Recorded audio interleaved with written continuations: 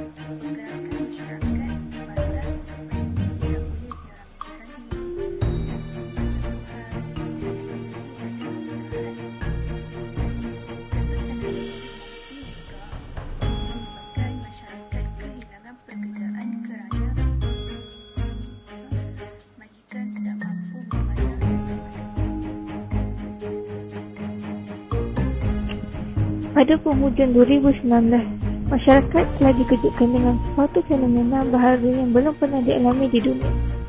Kemunculan penyakit yang dikenali sebagai varian COVID-19 menyebabkan seluruh masyarakat dunia menjadi panik dan ketakutan kerana ia boleh menyebabkan kematian.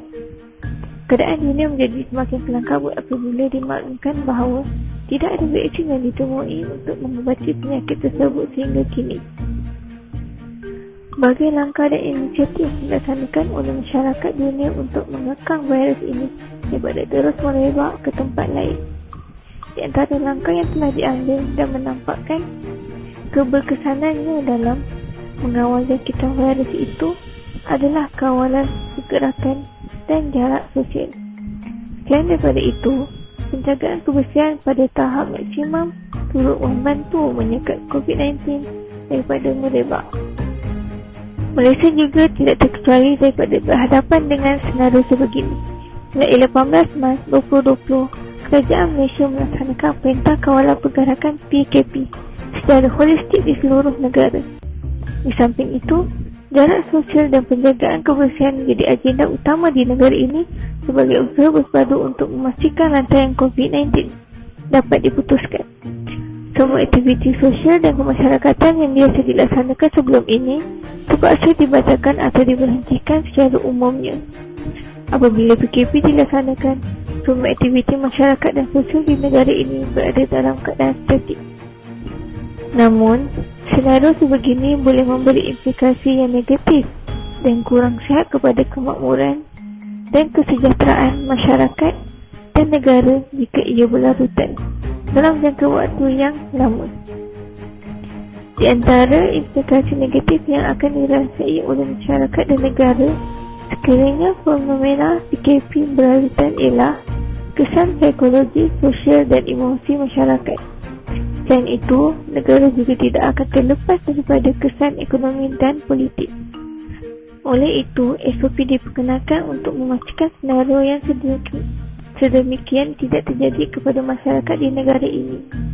Berbagai prosedur operasi standard SOP baharu diperkenalkan kerajaan seperti SOP pembelajaran dan pengajaran, aktiviti sosial, keagamaan dan juga perkahwinan. Semua kaedah yang diperkenalkan ini merupakan suatu fenomena yang baru kepada masyarakat di negara ini. Budaya berjabat tangan yang menjadi amalan sebelum ini telah diganti dengan hanya meletakkan tangan di dada sebagai tanda hormat tanpa memerlukan sebarang sentuhan.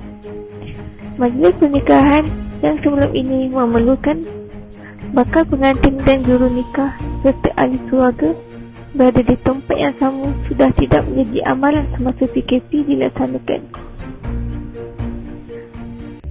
Selain daripada itu, aktiviti tempahan makanan dan barang keperluan seharian secara dalam talian telah menjadi semakin popular semasa PKP. Amalan sebegini bukan sahaja berlaku dalam kalangan masyarakat bandar, malah turut popular dalam kalangan masyarakat di luar bandar. Ramai di antara mereka yang berada di luar bandar menggunakan peluang PKP ini untuk memasarkan hasil kampung mereka kepada masyarakat luar. Selain daripada hasil kampung, ramai juga dalam kalangan mereka turut memasarkan kemahiran seperti menjahit, menyulam dan sebagainya.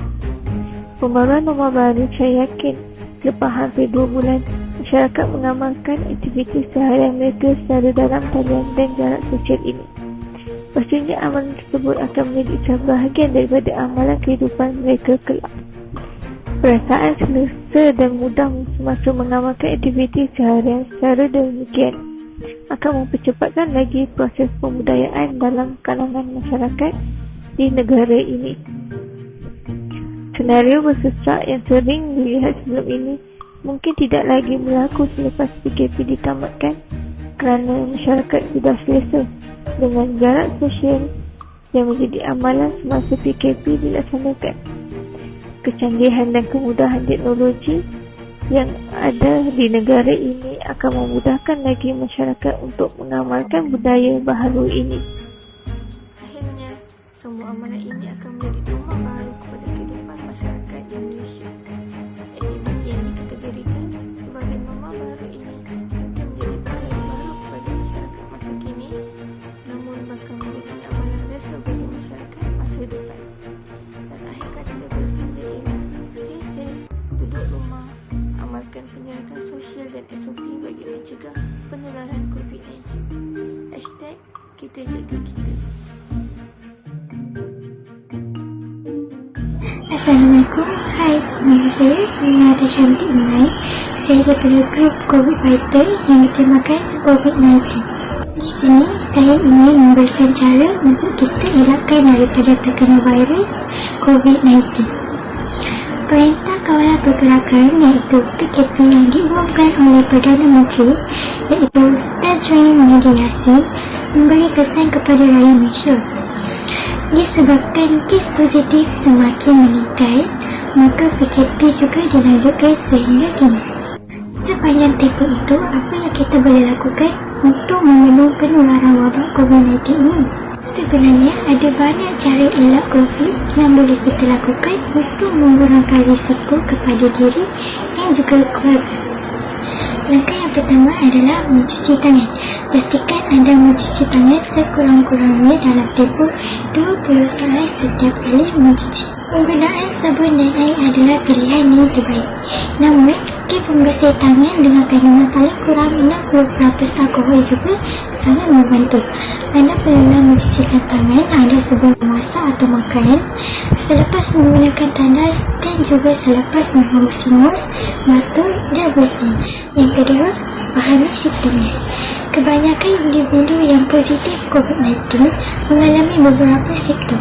Ia kelihatan seperti mengalami flu, iaitu demam, batuk dan sesak nafas. Jika anda mengalami situasi seperti ini, segeralah ke klinik atau hospital yang berdekatan. Yang ketiga, elakkan keluar daripada kawasan kediaman. Sebaiknya, jika tidak ada urusan yang penting atau bukan melibatkan masalah perubatan, elakkan daripada melakukan perjalanan sama ada di luar negara maupun tempat yang berisiko walaupun hanya antara negeri. Jika anda maupun ahli keluarga tidak sihat, sebaiknya lakukan kuarantin selama 14 hari kerana ia merupakan antara cara cegah COVID. Pastikan anda mempunyai bekalan makanan, ubatan serta keperluan diri yang mencukupi untuk sepanjang tempoh tersebut. Akhir sekali, penggunaan topi muka juga adalah cara cegah COVID untuk mengurangkan risiko jangkitan kepada individu yang lain. Penggunaan topi muka amatlah digalakkan. Ini membantu mengelakkan individu lain daripada turut dijangkiti wabak yang sama. Namun, cara pemakaian yang salah mungkin boleh menjadi faktor jangkitan, jadi pastikan anda mengetahui etika pemakaian topi muka yang betul. Terima kasih. Peningkatan mendadak bilangan kes jangkitan baru ini telah menyebabkan negara kita memasuki gelombang ketiga penularan COVID-19 ini. Betul ke? Aduh, macam mana aku nak jumpa melepak dengan kawan, nak shopping lagi. Aduh, macam mana boleh ni? Jangan risau dan jangan pintar. Dengan mengamalkan 3W dan elakkan 3S atau 3C yang diperintahkan oleh kerajaan, kita dapat mengawal wabak ini daripada menular. Bagi membentang jangkitan wabak COVID-19 ini, orang ramai telah dinasihati untuk mengamalkan 3W yang membawa maksud wash, warn and wait. Sebagai individu yang bertanggungjawab terhadap kesihatan diri dan orang sekeliling maupun orang yang tersayang, anda perlu sentiasa mencuci tangan dengan betul, iaitu dengan air dan sabun atau hand sanitizer secara kerap. Habis tu, wear dengan wine tu. Sabar, jangan lupa. Aku nak explain ni. Dengan mengamalkan norma baharu, kita harus memakai pelitup muka dengan betul. Dengan melakukan sedemikian, anda dapat mengurangkan risiko jangkitan COVID-19 antara satu sama lain, terutamanya ketika berada di kawasan yang sesak, sempit dan sempit. Okey. Dengan mengamalkan prinsip warm, iaitu memberi amaran jangan bersalaman atau bersentuhan.